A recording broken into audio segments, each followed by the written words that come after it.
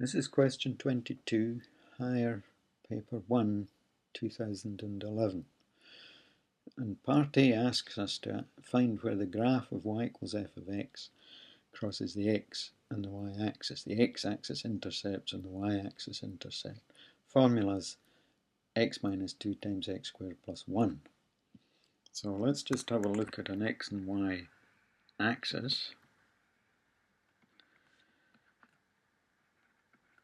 And let's tackle the x-axis first. Now, any point on the x-axis has two coordinates. First one, some number.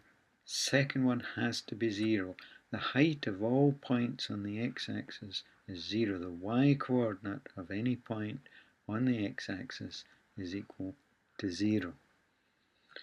The formula for this graph is f of x. We can replace f of x by y. So the formula for this graph is y equals x minus 2 times x squared plus 1. This has to be 0 if we're to find points on the x-axis.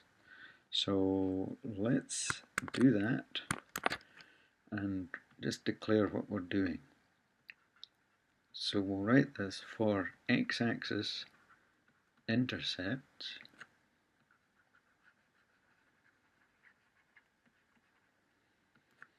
We'll set y equal to 0. So that means that x minus 2 times x squared plus 1 is equal to 0. Now, this is made up of two expressions multiplied together to give you 0. If we think for a wee minute, a couple of numbers multiplied together give you 0, then either the first one's 0 or the second one's 0. One or other 0. Could both be 0. So the conclusion from this is that either x minus 2 is 0, in which case x equals 2, or x squared plus 1 is equal to 0, in which case x squared equals minus 1.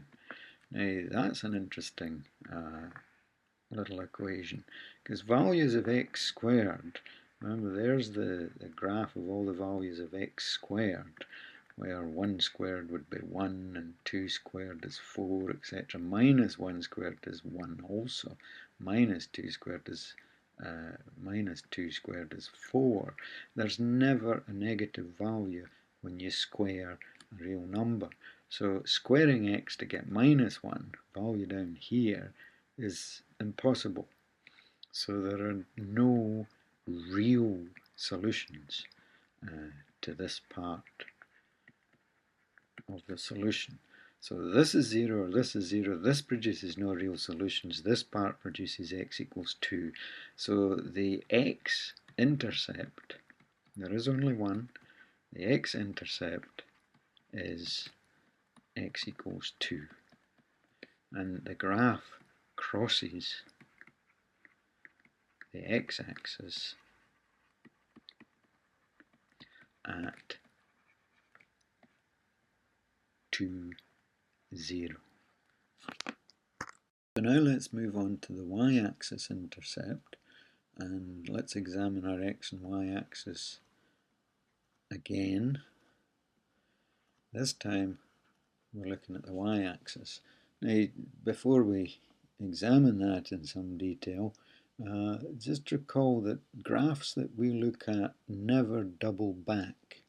You'll never get, with a formula like this, you'll never get a graph doubling back. You'll get a graph that crosses the y-axis once. So we would expect only one point of intersection on the y-axis.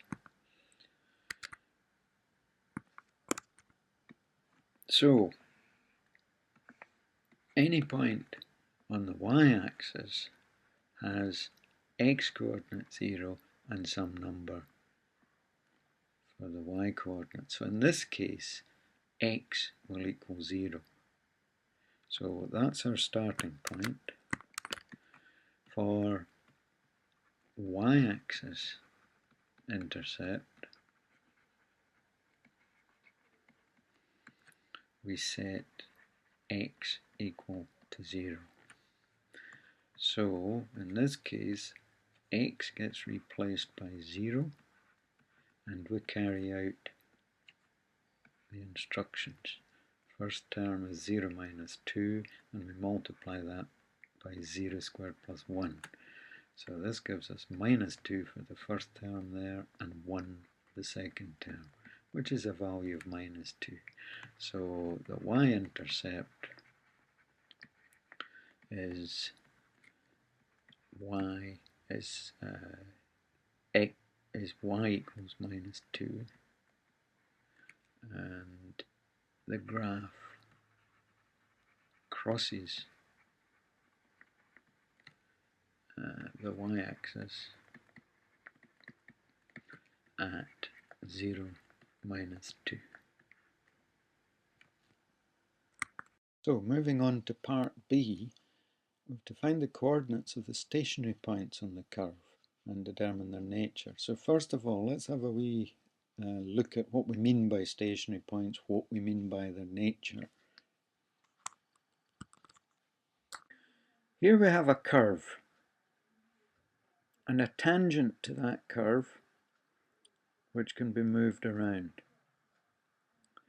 The gradient of a curve is defined to be the gradient of the tangent at a point on the curve. So if I were to ask what is the gradient of the curve here, we move this point to that particular point and measure the gradient of that tangent. Now there are places on the curve, there's one, where the gradient is horizontal, the gradient is 0, the tangent is parallel to the x-axis, the tangent has a gradient of 0, horizontal. There's another one down there, and there's a third one up here. Now if I mark these special points on the curve where the gradient of the tangent is 0 are the stationary points on that curve. So in this case we have 3 stationary points. One of the interesting things about these stationary points is that if we divide the curve up into sections, so there's one stationary point, there's another one, and there's the third one, and we write down what the gradient is at various places in the curve. 0 there, 0 there, 0 there, 3 stationary points, and look to either side of the stationary points.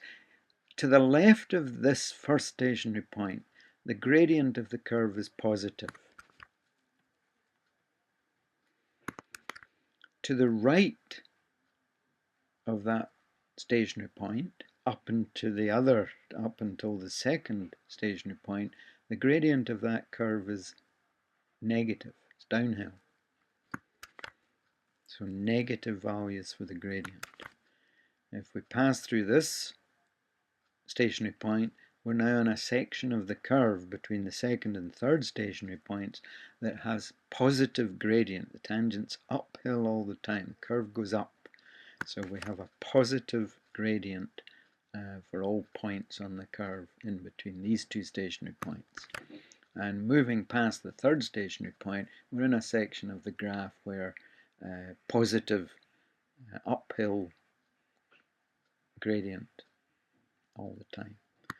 So positive values for the gradient there.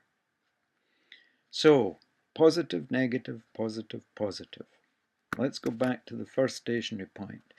When you're asked the nature of a stationary point, investigate what goes on just to the left and just to the right. In this case, where we have uphill, flat, downhill, we have what's called a maximum stationary point. So this is a maximum stationary point. And then if we move to the second one, the opposite's true. We're going downhill, flat, uphill, negative to 0 to positive. This is a minimum stationary point.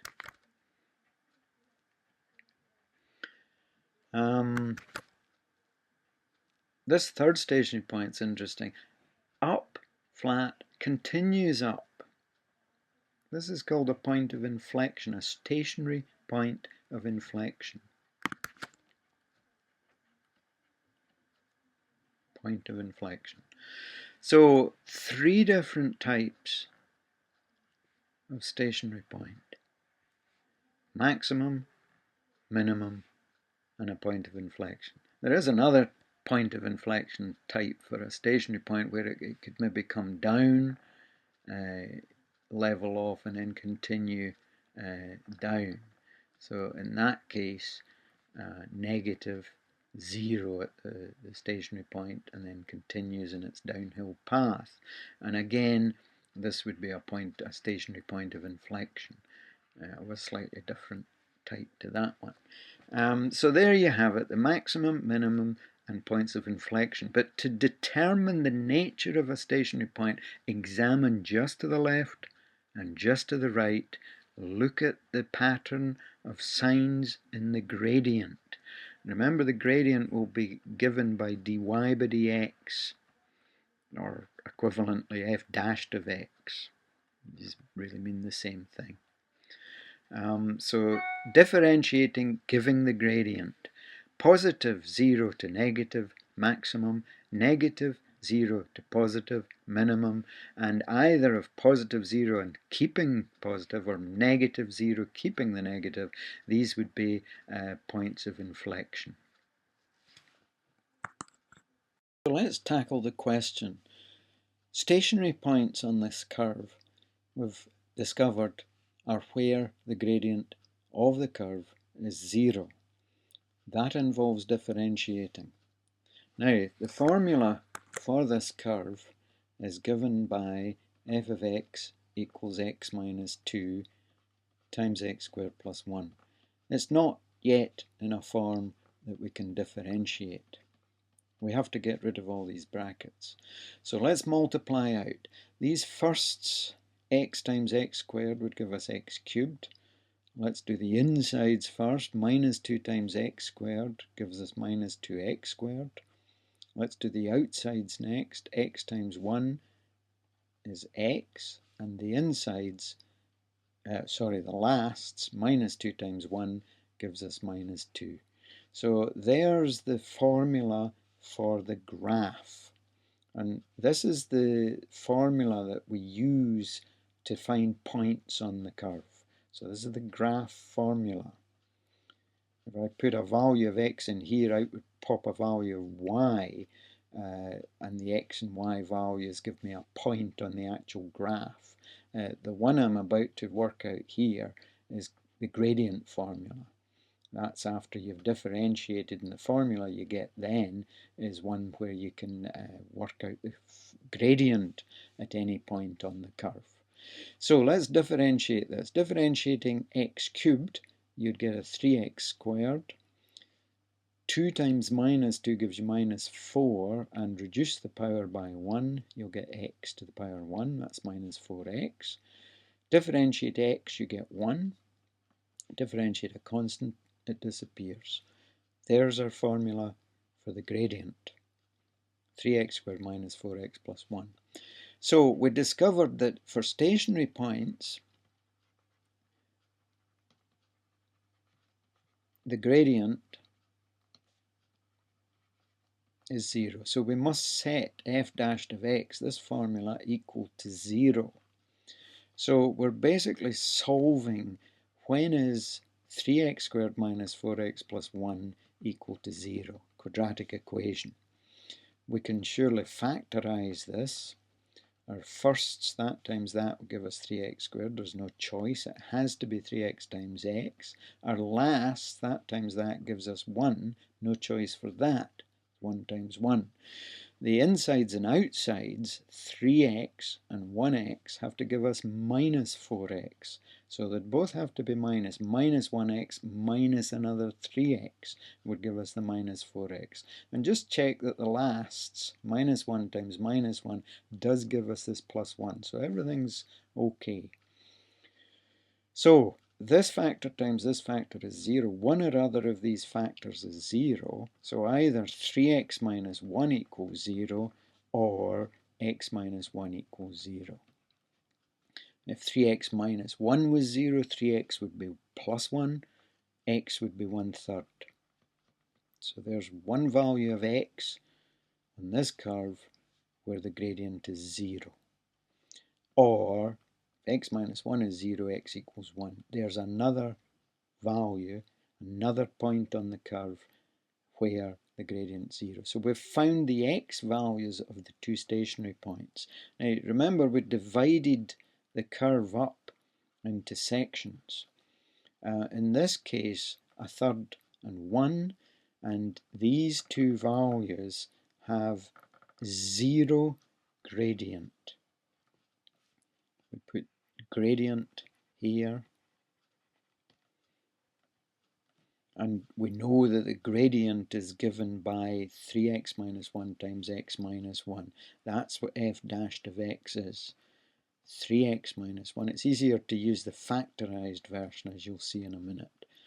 Okay, so that's the gradient. There's the gradient formula. And when x is 1/3, this factor 0. When x equals 1, this factor 0. So we get two values of 0.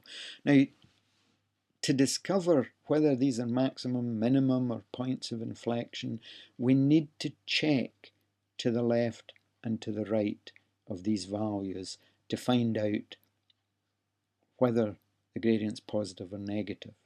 So let's go to the left of x equals 1/3. Let's choose x equals 0, for instance. If I put 0 in this factor, 3 zeros minus 1, we get negative. 0 minus 1 is negative. Negative times negative is positive. So in this section of the curve, of the graph, we have a positive gradient. The graph is going uphill. Let's choose an x value somewhere between 1/3 and 1. A half would be suitable. 3 halves, 1½ minus 1, that's positive. A half minus 1 is negative. Positive times negative is negative. So this section of the graph is going downhill. Let's choose a value greater than x equals 1. Let's choose 2, for instance. 3 2's minus 1, that's positive. 2 minus 1 is positive. Positive times positive is positive. So we can now add a row to this table that we're building up called the shape of graph. Uphill, positive, 0, stationary, negative, downhill, 0, stationary, positive, uphill.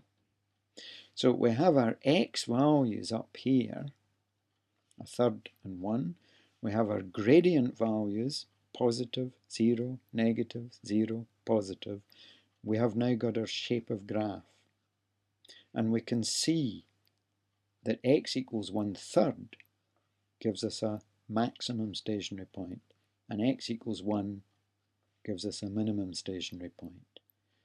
So all that remains is to actually find what the y coordinates are. We have the x coordinates. The y coordinates will be got by placing the value of x, 1/3 for instance, in here and working out the y value. This is the graph formula. We do not use the gradient formula for this part. So let's complete this. We would say when x equals 1/3, y is equal to, and it's easier using this factorized form, 1/3 minus 2 times 1/3 squared plus 1. 1/3 squared plus 1. So 1/3 minus 6/3 would be 1 minus 6 is minus 5, minus 5/3 times 1/3 times 1/3 is a ninth. A ninth plus 9/9 would be 10/9. Now, negative times positive is negative. 5 times 10 is 50. 3 times 9 is 27. So, what have we discovered? that the point with x coordinate 1/3 and y coordinate negative 50/27 is a maximum stationary point. Let's examine this value. When x equals 1, the y coordinate, there's the formula up here, is 1 minus 2, that's the first factor, times 1 squared plus 1. 1 minus 2 is negative 1. 1 squared is 1. 1 plus 1 is 2. Negative 1 times 2 is minus 2. So, what have we discovered? The point with x coordinate 1 and y coordinate minus 2 is a minimum stationary point.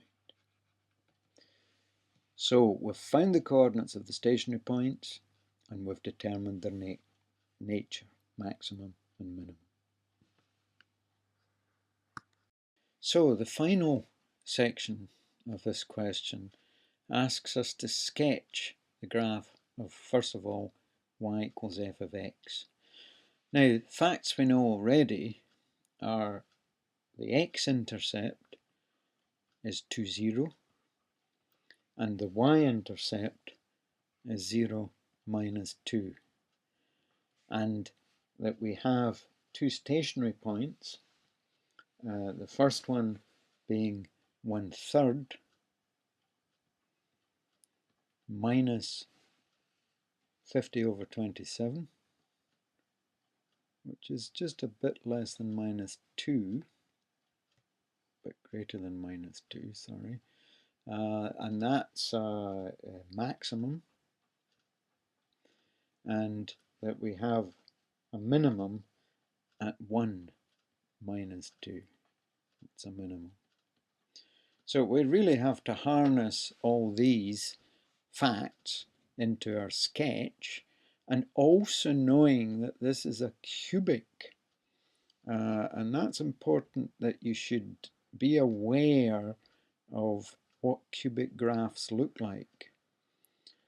So let's try and place all this information on axes, and we'll say this is 1 and this is 2. That would get most of the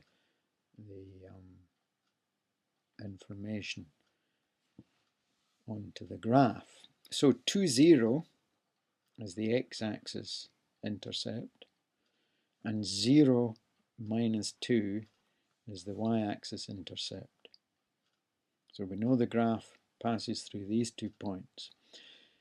1/3 and nearly minus 2, not a bit greater than minus 2. There's minus 2 there. That's 2 here.